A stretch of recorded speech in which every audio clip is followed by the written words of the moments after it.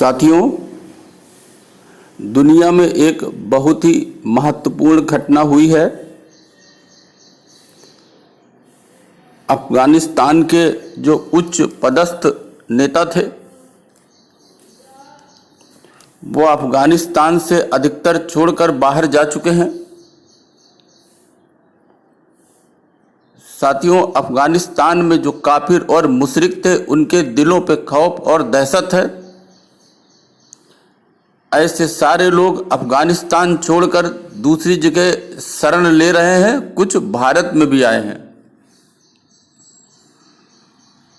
तो साथियों, आज अफगानिस्तान की चर्चा करना बहुत ही आवश्यक हो गया है। इस संबंध में आपको कुछ जानकारी देंगे। साथियों, ये अफगानिस्तान में जो तालिबान हैं, इन तालिबान के शांति दूतों ने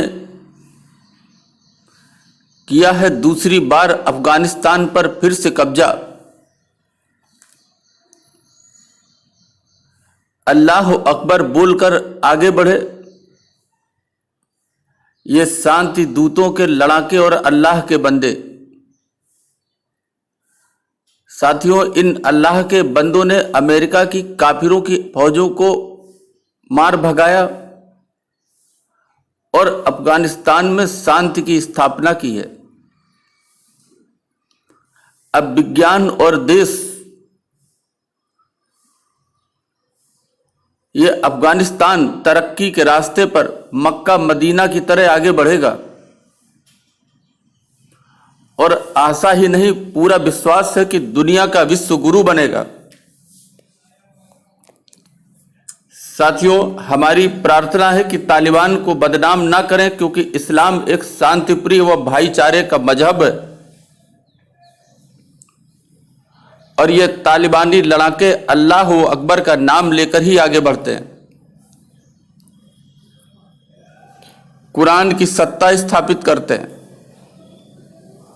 और अपने सारे काम अल्लाह के आदेश से कुरान और हदीसों की रोशनी में निपटाते हैं। साथियों, तालिबान ने अफगानिस्तान के जिन हिस्सों पर कब्जा किया है वहां महिलाओं के सारे अधिकार छीन लिए गए हैं। तालिबानी आतंकी अफगान महिलाओं और लड़कियों को जबरन उठा रहे हैं और उनसे निकाह कर रहे हैं, शादी कर रहे हैं। अफगानिस्तान पर तालिबानियों का कब्जा हो गया है दूसरी बार। अनेक नेता तथा नागरिक देश छोड़कर जा चुके हैं। जनता बेहाल है और पूरी दुनिया अल्लाह के बंदों का तमाशा देख रही है। अफगानिस्तान पर पूरी तरह से तालिबान का दूसरी बार कब्जा हो गया है। तालिबान लड़ाकों ने अफगान की राष्ट्रीय राजधानी काबुल पर धावा बोला और राष्ट्रपति भवन समेत कई अहम क्षेत्रों को अपने कब्जे में ले लिया। इस बीच भारत के एयर इंडिया विमान से अफगान से करीब 129 लोग नई दिल्ली पहुंचे हैं। इनमें पूर्व राष्ट्रपति हामिद करजई के चचेरे भाई और पूर्व सांसद जमीन करजई जैसे कई लोग शामिल हैं। तालिबान अल्लाह के बंदों ने कलाकान, काराबाग और पगमान जिलों में प्रवेश कर लोगों में दहशत बनाना शुरू कर दिया है। इस बीच तालिबान ने काबुल की बगराम जेल के बाद पुले चरखी जेल को भी तोड़ दिया है। उसने वहां से हजारों कैदियों को भी आजाद कर दिया है। पुले चरखी अफगानिस्तान की सबसे बड़ी जेल है। यहां ज्यादातर तालिबान के लड़ाके बंद थे। साथियों, काबुल की पुलिस आत्मसमर्पण करने लगी है। वह अपने हथियार तालिबान को सौंप रही है। वर्तमान राष्ट्रपति अशरफ गनी और उपराष्ट्रपति अमरुल्ला सालेह देश छोड़कर भाग गए हैं। भारत, अमेरिका और कनाडा समेत कई देश अपने नागरिकों को एयरलिफ्ट कर रहे हैं। अफगानिस्तान के ऐसे हालात पहली बार नहीं हुए। साल 1996 का मंजर वो भी कुछ ऐसा ही था। साथियों, यदि आप तालिबान को जानते होंगे तो तालिबान पश्तो भाषा का एक शब्द है जिसका अर्थ है स्टूडेंट यानी छात्र। तालिबान वास्तव में पड़ोसी देश पाकिस्तान का एक प्रॉक्सी ग्रुप है जिसमें दुनिया भर से चरमपंथी जिहादी इकट्ठा हो चुके हैं। अल-कायदा, मध्य एशियाई समूह और पाकिस्तानी लड़ाके हजारों की संख्या में अभी भी अफगान तालिबान के कंधे से कंधा मिलाकर खड़े हुए हैं। साथियों, ये सन 1997 की बात है जब तालिबान पहली बार सत्ता में आया था। तब अफगानिस्तान में तालिबान की सत्ता के शुरुआती दिन थे। साथियों, एक वाकया है कुछ पत्रकारों का। वो लिखते हैं कि जैसे जैसे हम पाकिस्तान और अफगानिस्तान की सीमा के करीब जा रहे थे, हमारे दिल की धड़कनें तेज हो रही थी।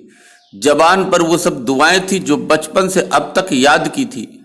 हमने सीमा पार पड़ा एंट्री पॉइंट बिना किसी दस्तावेज की चेकिंग के पार किया और अफगानिस्तान में दाखिल हो गए। यहाँ हमारी गाड़ी सड़क के बाईं ओर बनी एक मंजिल की इमारत के सामने रुक गई।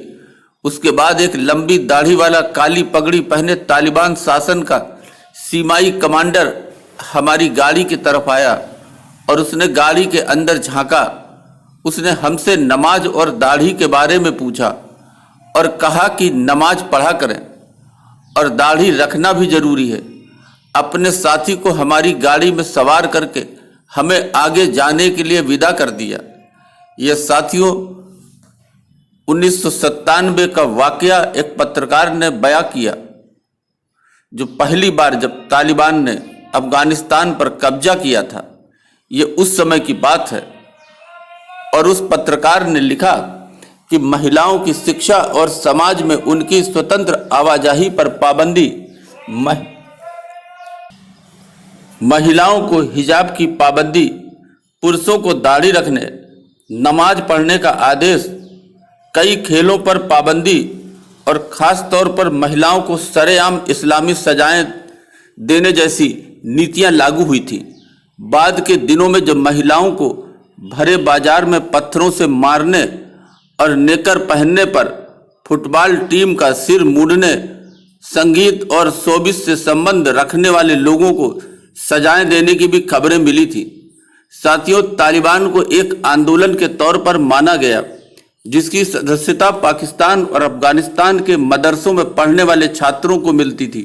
साल 1996 से लेकर 2001 तक अफगानिस्तान में तालिबान शासन का जो पहला दौर था, उसके दौरान मुल्ला उमर इसका सुप्रीम लीडर था। मुल्ला उमर ने खुद को हेड ऑफ सुप्रीम काउंसिल घोषित कर रखा था। तालिबान वो आंदोलन था जिसे पाकिस्तान, सऊदी अरब और संयुक्त अरब अमीरात ने ही मान्यता दी थी। साथियों, उसके बाद अमेरिकी फौजें आई और उसने तालिबान के शासन को अफगानिस्तान से उखाड़ फेंका। लेकिन साथियों, तालिबान धीरे धीरे फिर अफगानिस्तान पर हावी होता गया। उसने शरिया कानून लागू करना शुरू किया। साल 2001 में तालिबान ने बामियान प्रांत में बुद्ध की प्रतिमाओं को खात्मा कर दिया था। ये आप अच्छी तरह जानते हैं। साथियों, उस समय हत्या के दोषियों को फांसी दी जाती तो चोरी करने वालों के हाथ पैर काट दिए जाते। पुरुषों को दाढ़ी रखने के लिए कहा जाता तो स्त्रियों के लिए बुर्का पहनना अनिवार्य कर दिया गया था। उस समय टीवी, सिनेमा और संगीत के लिए भी तालिबान का कड़ा रवैया सामने आया था। 10 साल से ज्यादा उम्र की लड़कियों का स्कूल जाना भी बैन कर दिया गया था। साथियों, अमेरिका ने तालिबान की जो पहली सत्ता थी 1996 से 2001 तक, उस सत्ता को उखाड़ फेंका था। लेकिन साथियों, अमेरिकी फौजों की वापसी के बाद अफगानिस्तान पर तालिबान फिर से आज काबिज है क्योंकि इसे मुस्लिम देशों की सहायता मिल रही है। साथियों, आपने देखा होगा कि कुछ समय पहले यही सब कुछ इजराइल के साथ भी करने की एक कोशिश थी। लेकिन साथियों, इजराइल अफगानिस्तान नहीं था। इजराइल अफगानिस्तान से कहीं अधिक ताकतवर था। साथियों, यही कारण था कि उसने इन विरोधी हमलावरों को जड़ से उखाड़ फेंका और ठिकाना लगा दिया। साथियों, आपको सब अच्छी तरह मालूम है।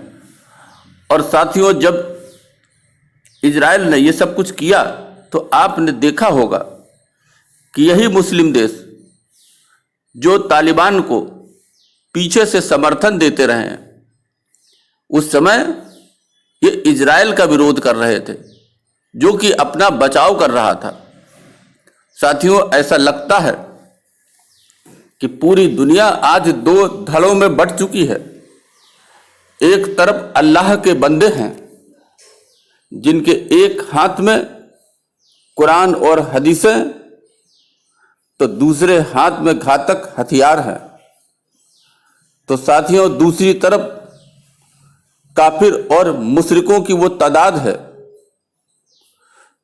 जो इनसे अपना बचाव करने में लगी है।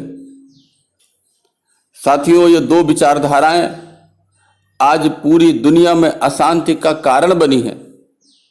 एक बार फिर से सबको सोचने की जरूरत है कि साथियों, दुनिया में अमन चैन आखिर कैसे कायम हो। अभी के लिए बस इतना ही। धन्यवाद।